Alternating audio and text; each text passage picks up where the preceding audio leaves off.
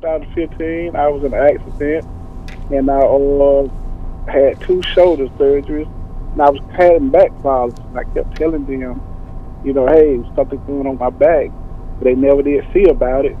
And then so, like, beginning of the year, they started seeing about my back. So, but I had a PPD reading of 8%, 8% PPD reading, and I got 60-pound restriction. But my job don't accept restriction. So they were saying I could sign a release saying, hey, I'm good enough to go back to work. Right. Would you recommend that? Are you asking me what I recommend? Would you recommend it? Oh, no. Well, John, here, you know, the answer, you know, in the end is people want to get back to work.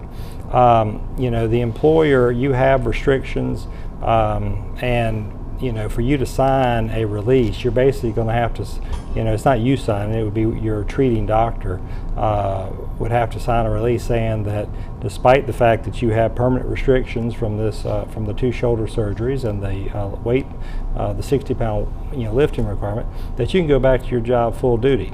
Now, if you do that and you go back to that job full duty, you know, maybe it works out and maybe, you know, your employment continues. But at that point in time, if you do it and you have no restrictions, the employers can terminate, and they owe you nothing for, you know, because you've at this point are back at full duty. So as long as you're at full duty, and you know, if they terminate, they don't owe you any additional workers' comp benefits.